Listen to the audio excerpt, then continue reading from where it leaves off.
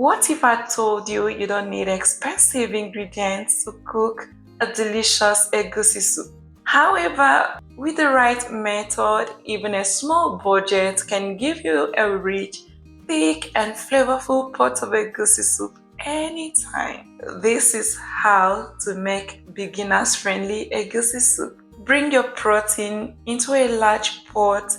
I would like to season the meat with beef stock cubes, salt, crushed scotch bonnet pepper, and chopped onions. After that, I'll add in some cow skin and dried stockfish. Mix everything to combine nicely.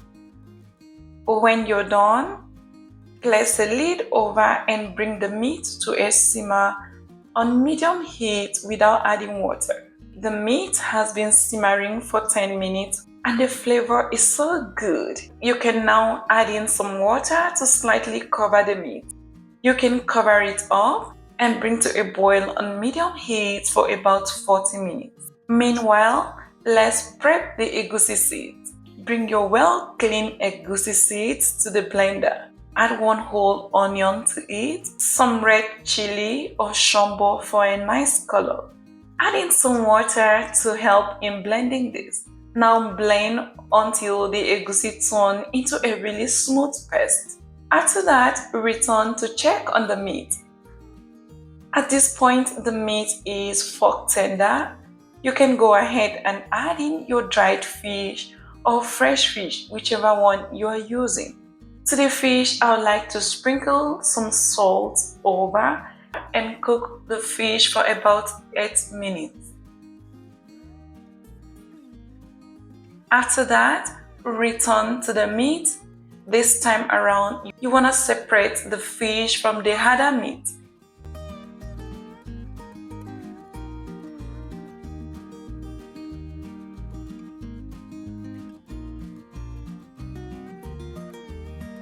Then pour the meat with the broth into a bowl and set aside. So you place back the pot on the stove top, pour in your palm oil. Once the palm oil is heated, add in your chopped onions and also go in with okpei for that local aroma.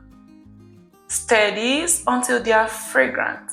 Once you have achieved that nice aroma, pour in your blended egusi into the hot oil and begin stirring until it comes together like this. Basically, the process of making egusi is so easy. You just need to stir the egusi paste until it turns out into a thick paste. Just make sure you stir the egusi every now and then until it thickens up and turns out perfectly fried. I find out that placing a lid over the egusi keeps it moist while it fries. So this prevents the egusi from burning at the bottom of the pot. The egusi is almost fried. It's the right time to add in your ground uziza seeds, crayfish powder, beef stock cube,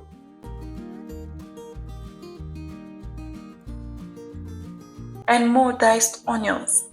Stir and make sure everything is nicely combined.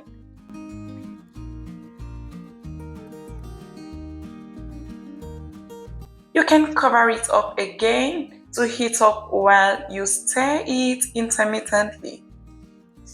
So now the egusi is properly fried, no raw smell, and it is not burnt at all. You can then pour in your meat stock together with the boiled meat.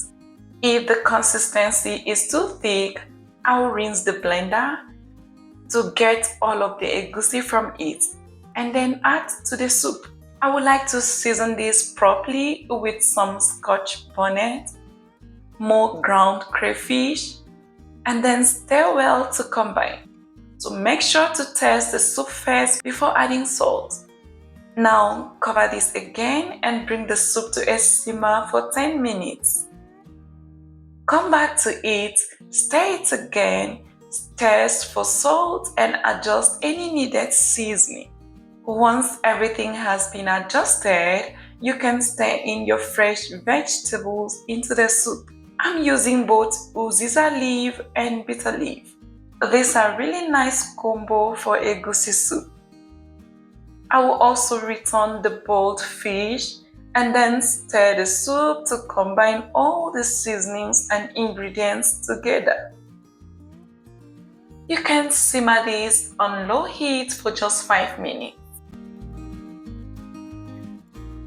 Once you're happy with the consistency and the taste of your egusi soup, it is done.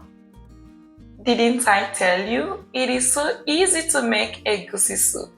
This is the most simplest egusi soup recipe you will find on YouTube. Rich, hearty, and deeply flavored egusi soup.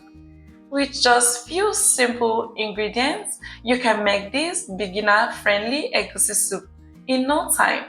Thank you so much for watching this video. If you like it, please give a thumbs up and share with your friends. You can also subscribe to Onyx Food Hill and click on the notification bell to keep you posted. Until next time, have a great day and bye!